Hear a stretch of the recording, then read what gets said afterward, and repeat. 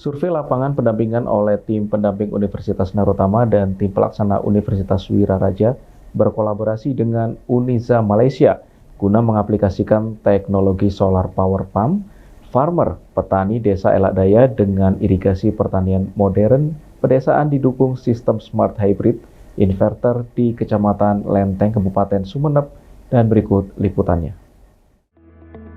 Teknologi solar power pump farmer petani Desa Elak Daya dengan irigasi pertanian modern pedesaan didukung sistem smart hybrid inverter di Kecamatan Lenteng, Kabupaten Sumeneb.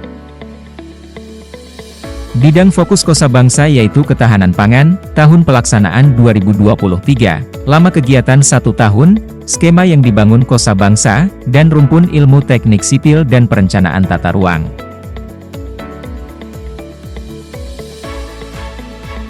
Tetapi aktivitas pertanian di Desa Elak Daya rata-rata hanya bisa dilakukan pada musim penghujan dengan tanaman komoditas padi, kedelai, jagung untuk persawahan dan untuk ladang, tegal, lahan kering ditanami jagung, kacang-kacangan, tembakau dan cabai jamu.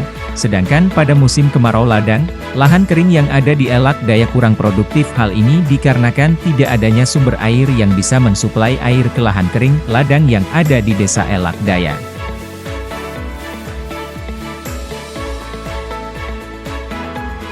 Sebagian ladang lahan kering yang bisa ditanami menggunakan pompa air yang kapasitasnya sangat terbatas serta biaya operasionalnya yang cukup tinggi sehingga sangat memberatkan bagi petani untuk biaya operasional dalam pengolahan lahan di musim kemarau sehingga pada musim kemarau banyak ladang lahan kering yang tidak bisa berproduksi.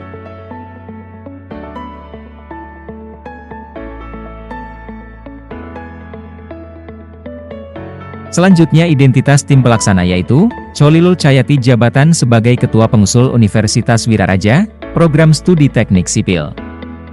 Kedua identitas tim pendamping terdiri dari Muhammad Ihsan Setiawan jabatan sebagai Ketua Pengusul Universitas Narotama, Adi Prawito anggota Universitas Narotama Program Studi Teknik Sipil dan Agus Sukoco anggota Universitas Narotama Program Studi Manajemen. Mitra sasaran terdiri atas, kelompok tani Matlubi dipimpin oleh Ahmad, kelompok ekonomi produktif jenis ekonomi produktif kelompok tani dan kelompok tani Abdika dipimpin oleh Syarkawi, kelompok ekonomi produktif jenis ekonomi produktif kelompok tani.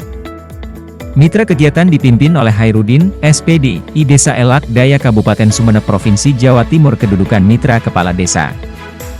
Analisis situasi Desa Elak Daya merupakan salah satu desa yang ada di Kecamatan Lenteng, Kabupaten Sumeneb. Desa Elak Daya merupakan desa yang berada di daerah dataran tinggi dengan aktivitas kegiatan perekonomian masyarakat pada umumnya yaitu pertanian. Lahan pertanian di Desa Elak Daya terdiri dari lahan sawah 67 ha, ladang tegalan, lahan kering, huma 399,09 ha, lahan kering, ladang sekitar 63,3% total dari jumlah lahan pertanian yang ada di Elak Daya, hutan rakyat 5,00 ha. Selebihnya untuk lahan pemukiman seluas 49,50 ha. 2. Sebagian besar aktivitas masyarakat adalah di bidang pertanian yaitu sebagai petani. Desa Elak Daya mempunyai potensi yang sangat besar di bidang pertanian.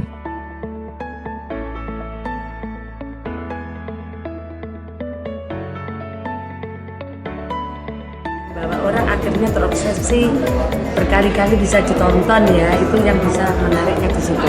Beda dengan visualisasi betul ya. Jadi kalau hanya yang marketing digital biasanya kalau video yang itu kurang menarik. Jadi yang marketing digital ini sangat efektif. Terima kasih Bu. Ya, sama-sama.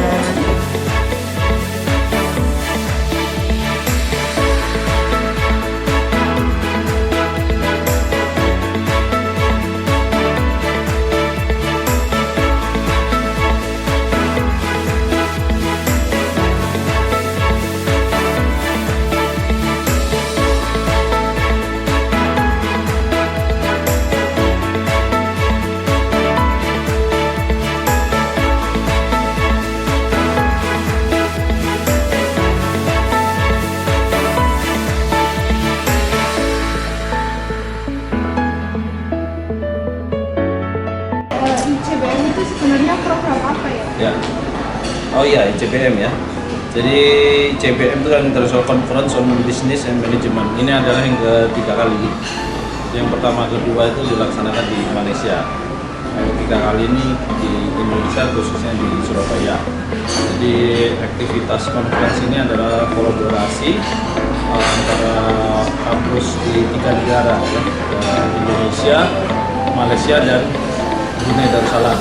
Jadi masing-masing kampus itu kolaborasi membentuk komite untuk melaksanakan konferensi yang merupakan bagian dari penyebaran pengetahuan dan keilmuan terbaru di bidang bisnis.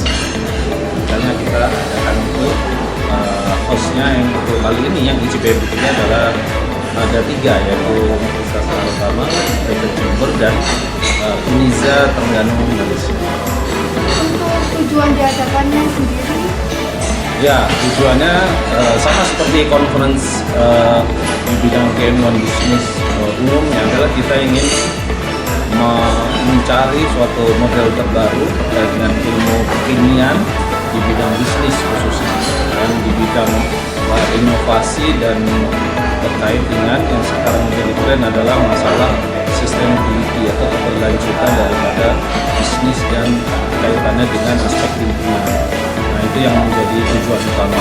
Jadi kami menerima banyak paper dari 3 negara tersebut, yaitu mereka fokus paper-papernya adalah terkait dengan bisnis, sustainability, dan keberlanjutan daripada bisnis. Iya baik Bapak. Mengenai partisipan untuk ICBM sendiri itu siapa saja ya sasarannya? Ya, partisipan sebenarnya dari seluruh perguruan tinggi, ya, khususnya di mereka yang ada fakultas bisnis dan ada program studi bisnis, manajemen, akuntansi, ekonomi pembangunan, dan yang sejenisnya. Sekarang ada program studi baru seperti bisnis digital, mereka bisa bergabung dalam kegiatan seperti ini karena ini sangat bermanfaat, dan para speaker sendiri tidak hanya dari perguruan tinggi, tapi kami mengundang dari bisnis chamber, ya, bisnis chamber di Malaysia. Jadi semacam kadin Malaysia. Iya Pak. Dan untuk tema sendiri apa urgensi yang mengapa memilih tema ini? Ya, jadi temanya adalah terkait dengan driving innovation and sustainability in global business, karena memang sekarang ini adalah era yang serba tidak beraturan, ya. Jadi bisnis sekarang ini kita harus memiliki inovasi. Jadi kalau bisnis kita masih bisnis konvensional itu tidak akan memiliki nilai lebih, ya. Value-nya tetap rendah. Jadi value itu akan semakin tinggi kalau dia berinovasi. Kemudian sustainability, karena sekarang tren kita adalah tren lingkungan, masalah karbon, kemudian masalah suhu udara yang meningkat. Nah, ini bagaimana bisnis itu tidak hanya sekedar bisnis as usual, tapi juga dia memperhatikan faktor-faktor lingkungan terhadap bisnisnya. Jadi ada material ataupun ada bisnis yang menggunakan bahan-bahan yang bisa didaur ulang, recycle, yang tidak hanya bisa 1 kali pakai, tapi dia bisa digunakan 2, 3 kali, bahkan kemarin.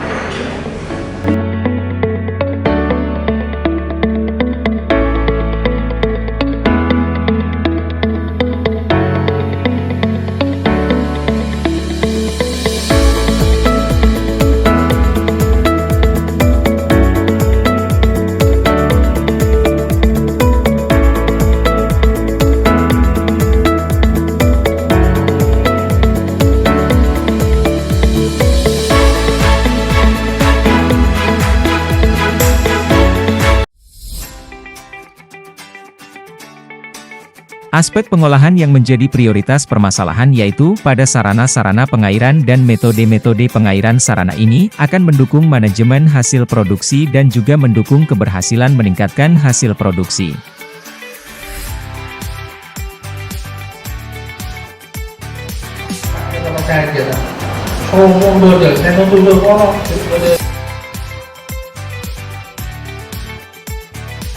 Proses pengolahan khususnya pada sarana pengairan saat ini dilakukan dengan menggunakan pompa kecil, dan hal ini membuat tidak semua lahan kering, ladang mendapatkan pengairan, terutama lahan yang jauh dari sumber air.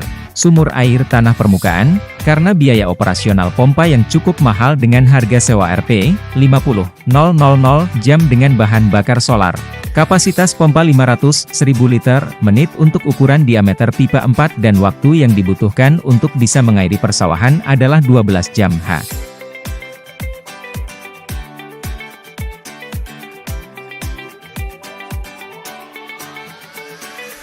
Berdasarkan hal tersebut, penggunaan pompa air sangat tinggi sehingga perlu adanya menggunakan sarana prasarana lain yang lebih efektif, efisien dan murah, misalnya alternatif menggunakan pompa air dengan energi dari sumber daya alam, sinar matahari. 5.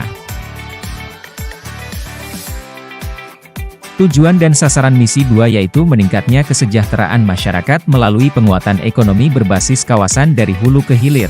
3. Dan RPJM desa yang menjadi indikator dalam pembangunan desa yaitu di poin keempat. Pembangunan sarana prasarana ekonomi yang indikator keberhasilannya diukur dengan semakin terjaminnya ketersediaan air baku bagi areal pertanian dan semakin berkualitasnya pengolahan lahan pertanian mengenai teknik pengolahan, alat 2 yang digunakan dan kualitas benih. 5.